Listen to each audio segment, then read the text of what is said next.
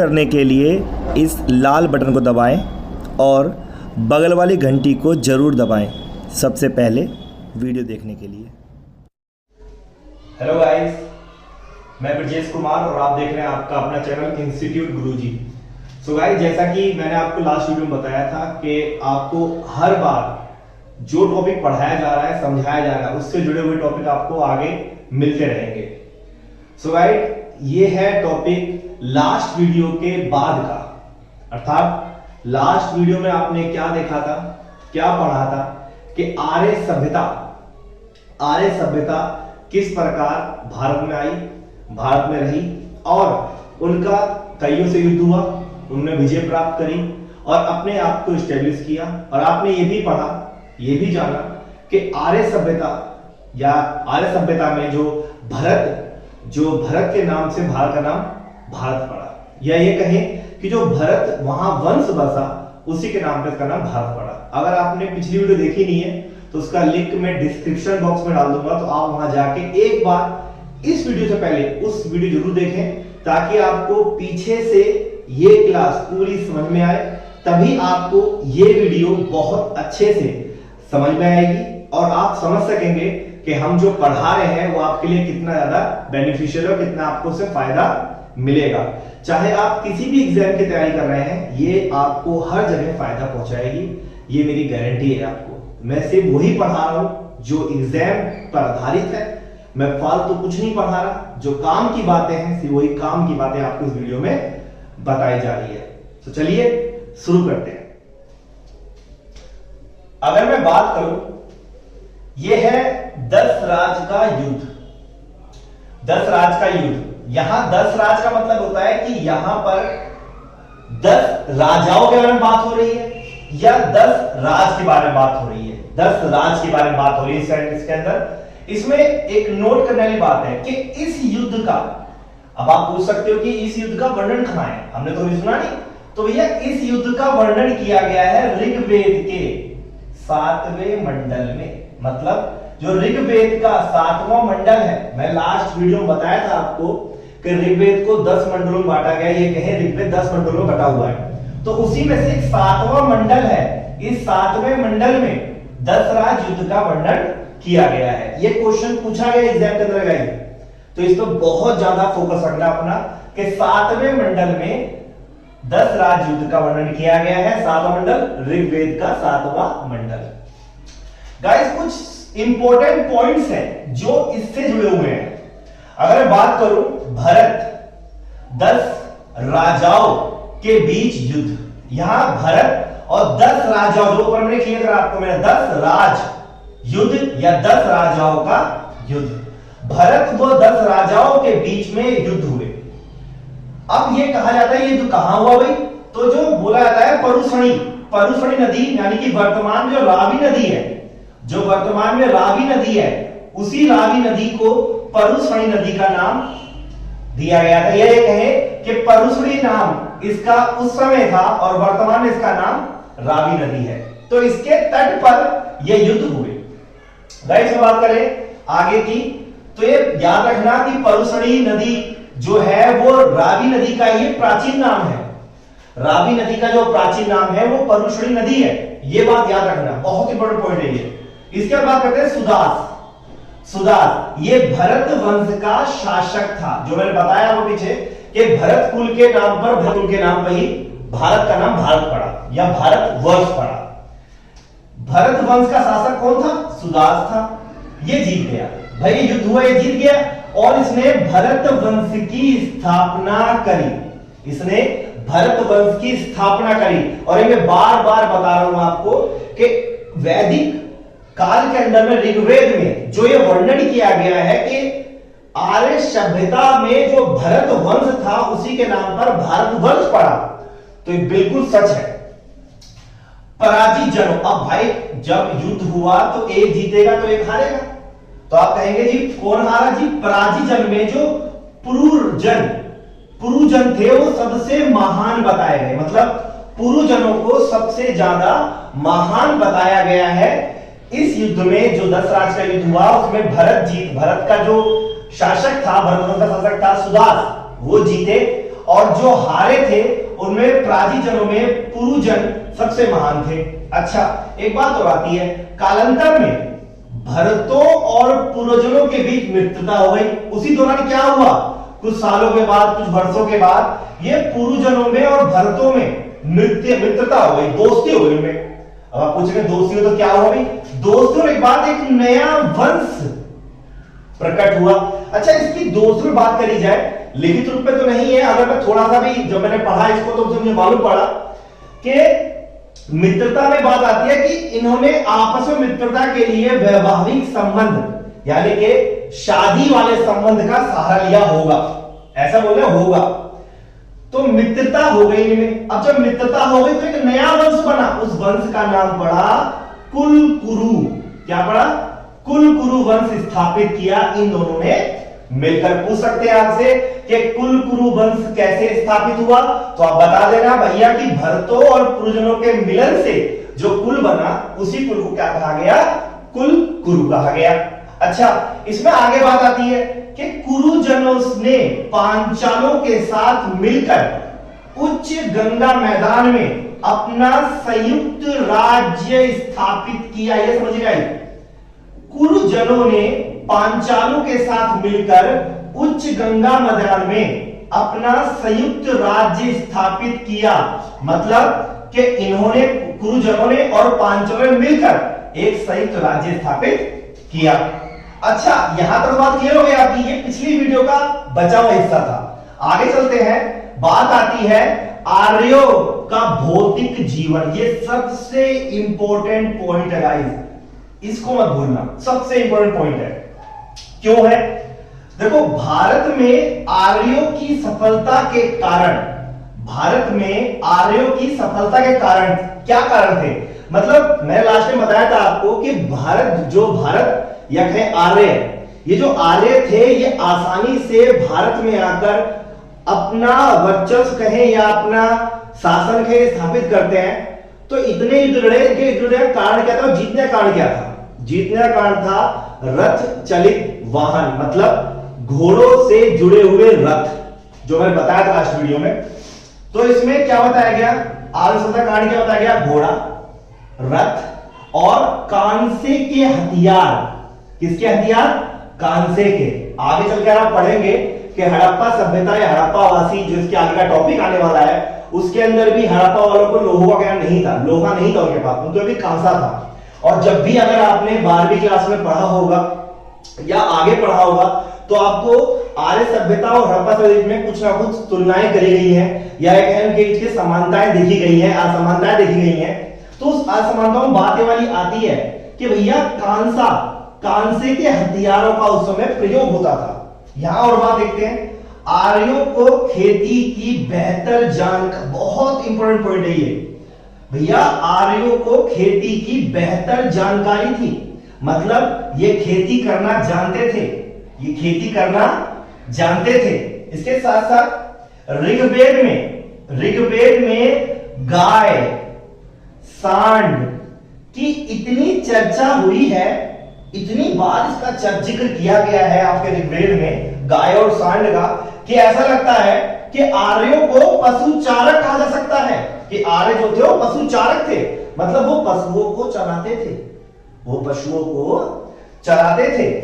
अधिकांश लड़ाइयां, यह माना जाता है कि जो अधिकांश लड़ाइयां हुई है गाय को लेकर हुई है, मतलब कि उस समय जितनी भी लड़ाइयां हुई हैं उसमें से आधी से ज्यादा लड़ाइयां, उसका कारण बताया गया गाय, गाय को लेकर लड़ाइयां हुई है, गाय के लिए लड़ाइयां हुई हैं। तो बड़ी ही विचित्र बात तो नहीं है, लेकिन विचित्र मान सकते हो आप। साथ ही साथ इस बात को अपनी कॉपी में नोट जरूर करना गाइस, नोट्स बनाना बहुत जरूरी है।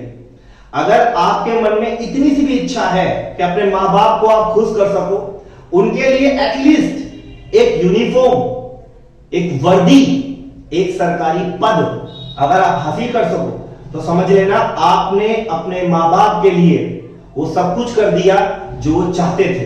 तो गाइस, आप कोशिश करते रहें, जो कोशिश करेगा वो जरूर जीतेगा। बात करते हैं आगे, भूमि निजी संपत्ति नहीं होती थी। मतलब यह है कि उस समय जैसे आज क्या होता है कि भैया मान लो किसी के 2 बच्चे हैं तो उनकी भूमि के चक्कर में आपस में लड़ बैठते हैं कि ये मेरी भूमि है, मेरी भूमि, ये जमीन है, मेरी जमीन है। सियासत का खेल सब खेलते हैं। लेकिन यहां बोला जा रहा है कि कोई भी संपत्ति हो उस पर किसी का निजी स्वामित्व नहीं था।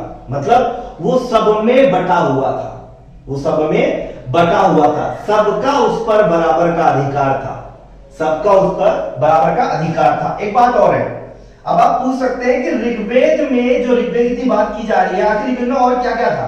तो बताना चाहूंगा ऋग्वेद में बढ़ई की बात की गई।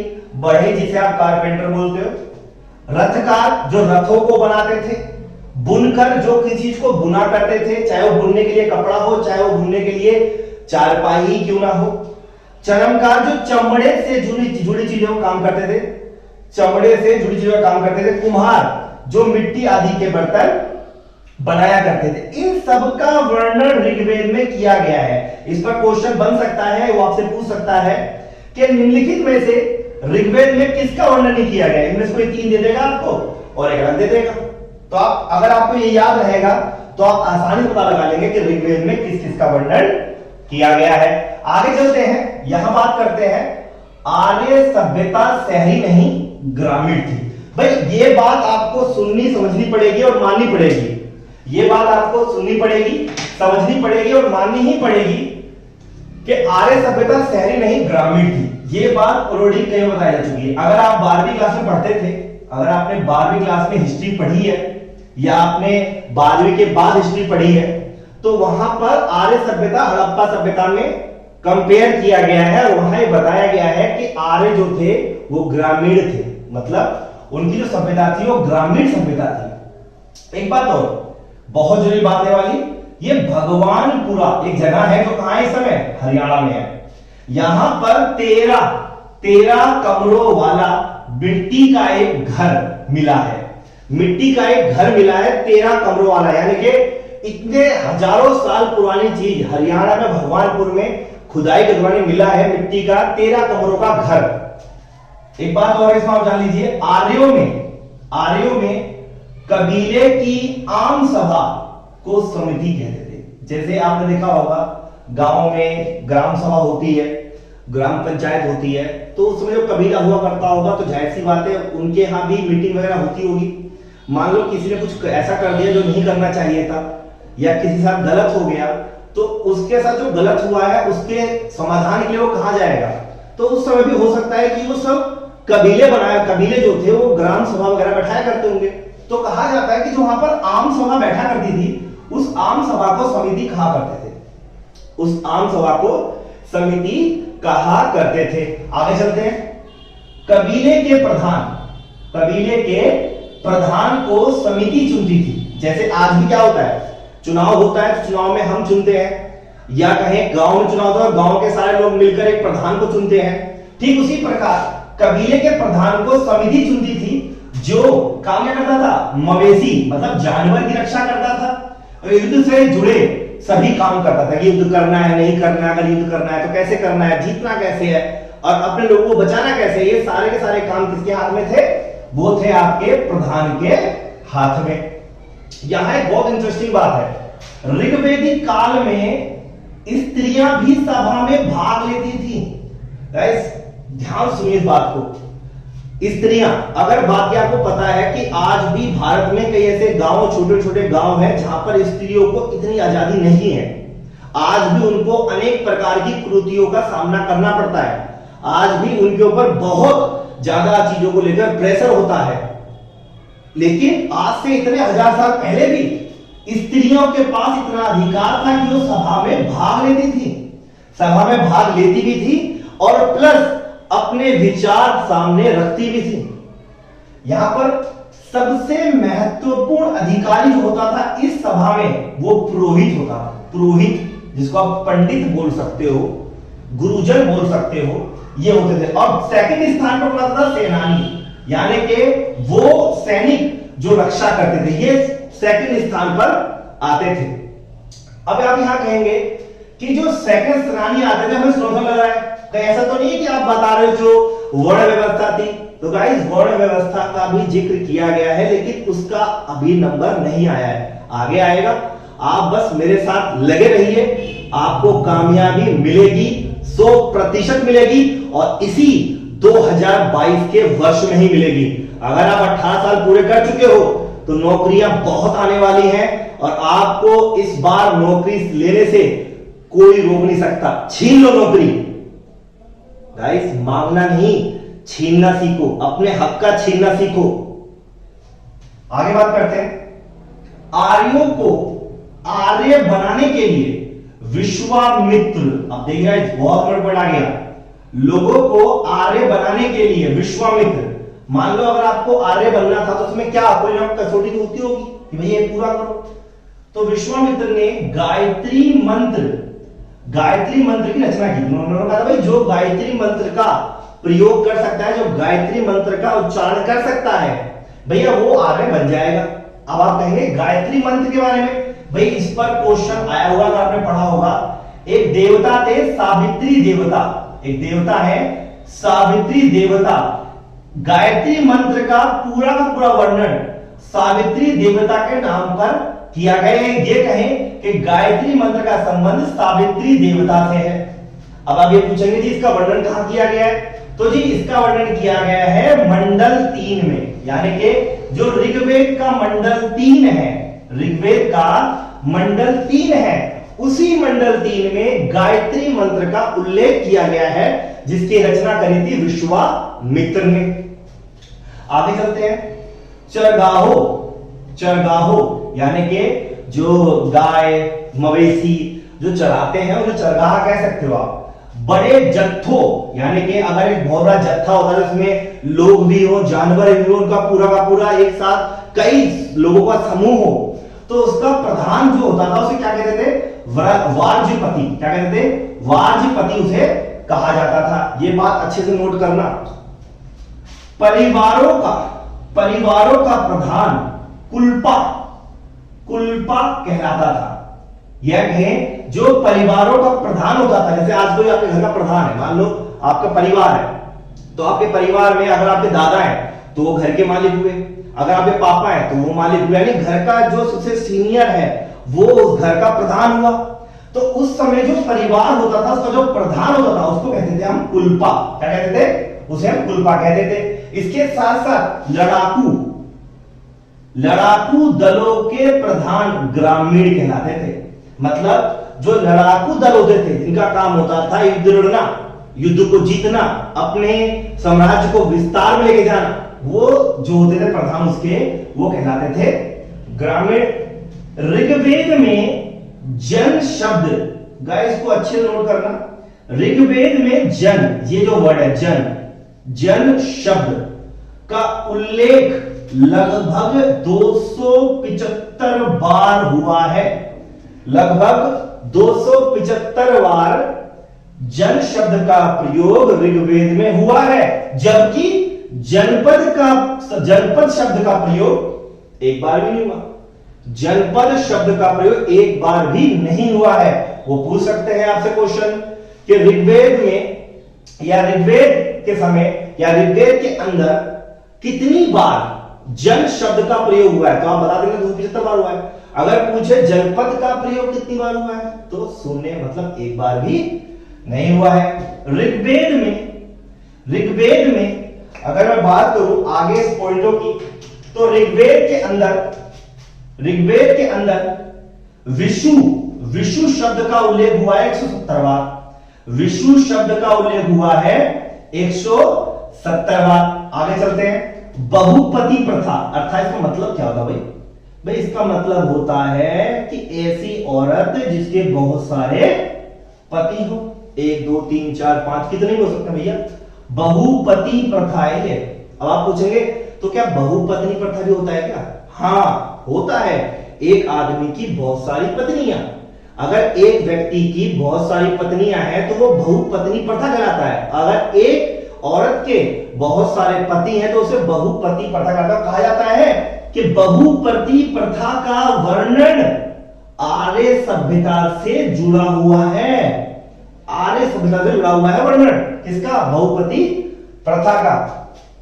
ऋग्वैदिक काल में बाल विवाह, अब मुझे बताने जो तो है नहीं कि बाल विवाह क्या होता है का वर्णन नहीं है। ऋग्वैदिक काल में कहीं पर भी बाल विवाह का वर्णन नहीं है। ये तो लोगों ने अपने आप से ही नए नए नियम कानून बना दिया समाज के अंदर कि हमारे समाज में तो ऐसा होता है, हमारे समाज में ऐसा होता है, हमारे समाज में कम उम्र में शादी कर दी जाती है, हमारे समाज में कम उम्र में ही सारे काम कर लेते हैं। लेकिन नहीं, ऐसा वास्तव रूप से नहीं है, ऐसा सच में नहीं है, क्योंकि ये लोगों ने अपने हिसाब से समाज को ऐंठ रखा है। जिसका जैसा मन आया उसने वैसा बना लिया।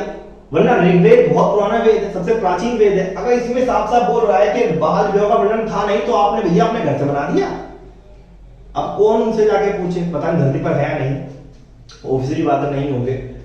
गाइस, इस वीडियो में मैंने आपको बताया है आर्य सभ्यता और वैदिक काल से जुड़े कुछ बातों को। मैं यही उम्मीद करता हूं कि आपको इसमें से समझ में आया होगा, और मैं उम्मीद करता हूं कि आप सारे नोट्स जरूर बना रहे होंगे। अगर आप नोट्स बना रहे हैं तो आपके लिए कामयाबी का रास्ता बहुत जल्द पूरा हो जाएगा। लेकिन अगर आप नोट्स नहीं बना रहे हुए तो दिक्कत है। अगर आप लिखोगे तो याद ऑटोमेटिक होगा। और आप टेंशन मत लेना, फिक्र नॉट, याद मैं कराऊंगा आपको, मेरा काम है याद करवाना आपको। अभी धीरे धीरे हम चीजों को आगे बढ़ाएंगे और सब कुछ याद होगा आपको, क्योंकि जितने आसान पैटर्न से लेकर आपको चल रहा हूं मैं, इतना आसान पैटर्न आपको अवेलेबल नहीं मिलेगा। आप इससे बहुत कुछ चीज सीखेंगे, कम समय में ज्यादा चीजें आपके दिमाग में जाएंगी। अगर मैं बात करूं कि आने वाली अगली क्लास में मैं आपको बात करूंगा ऋग्वैदिक देवताओं के बारे में बात करूंगा, जो हमारा अगला टॉपिक होगा। और ऋग्वैदिक देवताओं के बारे में बात होगा, जहां पढ़ोगे अग्नि के बारे में, कि इंद्र देवता के बारे में पढ़ोगे कि किस देवता की पूजा होती थी, किसकी नहीं होती थी। इन सब के बारे में अगली वीडियो में बात करेंगे गाइस। और इसी के साथ मैं इस वीडियो को समाप्त करना चाहूंगा, लेकिन जाते जाते आप सभी को मेरी तरफ से, हमारे इस छोटे से चैनल की तरफ से रिपब्लिक डे की हार्दिक शुभकामनाएं। 26 जनवरी आपकी बहुत अच्छी जाए, इसी शुभकामना के साथ मैं अपनी वाणी को विराम देता हूं। नमस्कार, जय हिंद।